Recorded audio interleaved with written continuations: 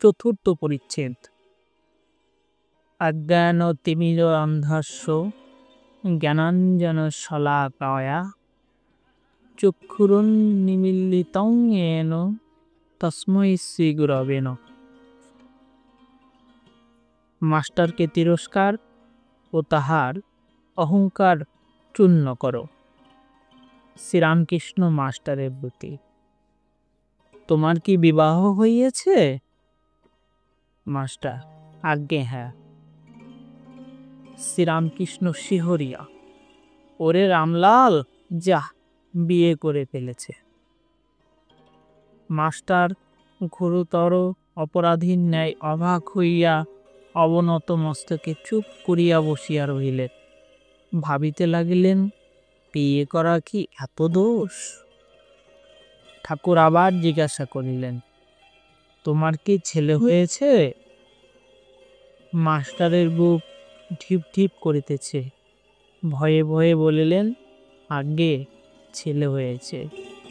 ঠাকুর আবার আক্ষেপ করিয়া বলিতেছেন, যা, ছেলে হয়ে গেছে। তিরস্কৃত হইয়া তিনি স্তব্ধ হইয়া রহিলেন। তাহার অহংকার চূর্ণ হইতে লাগিল।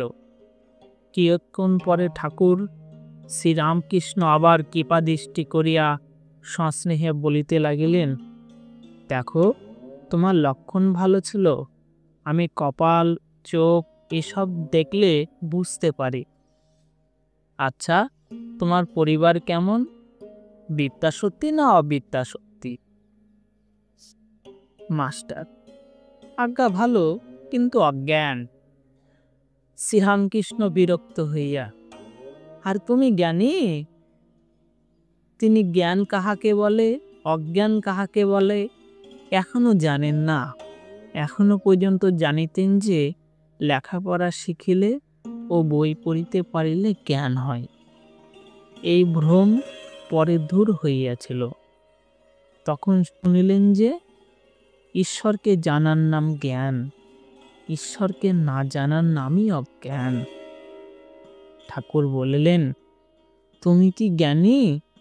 মাস্টারের অহংকারের আবার বিশেষ আঘাত লাগিল।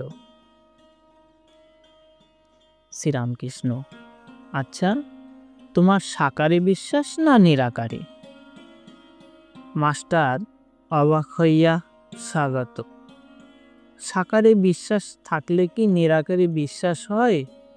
ঈশ্বর নিরাকার, এই বিশ্বাস থাকিলে ঈশ্বর সাকার, এই বিশ্বাস কি হইতে পারে? বিরুদ্ধ অবস্থা দুটোই কি সত্যি হইতে পারে? দুধ কি আবার কালো হতে পারে? মাস্টার: আজ্ঞা, নিরাকার, আমার এইটিই ভালো লাগে। শ্রীরামকৃষ্ণ: তা বেশ, একটাতে বিশ্বাস থাকলেই হলো।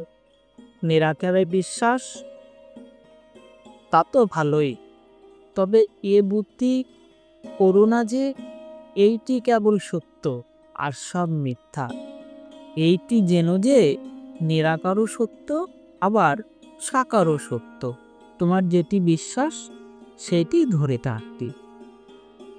মাস্টার দুই সত্য এই কথা বারবার শুনিয়া অবাক হইয়া রহিলেন। এ কথা তো তাহার পুঁথিগত বিদ্যার মধ্যে নাই।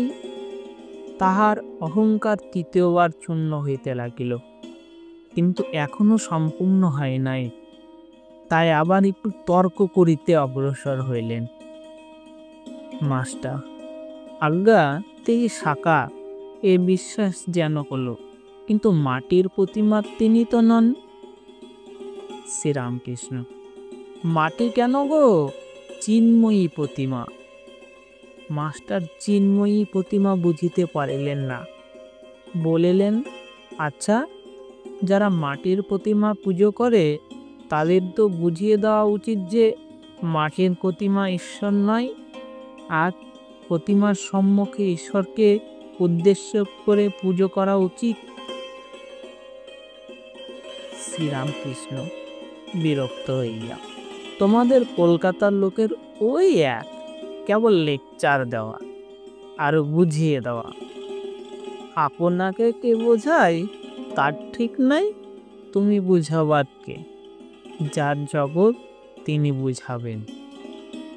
যিনি এই জগৎ করেছেন, চন্দ্র, সূর্য, মানুষ, জীবজন্তু করেছেন, জীবজন্তুদের খাবার উপায় পালন করবার জন্য মা বাপ করেছেন, মা বাপের স্নেহ করেছেন, তিনিই বোঝাবেন।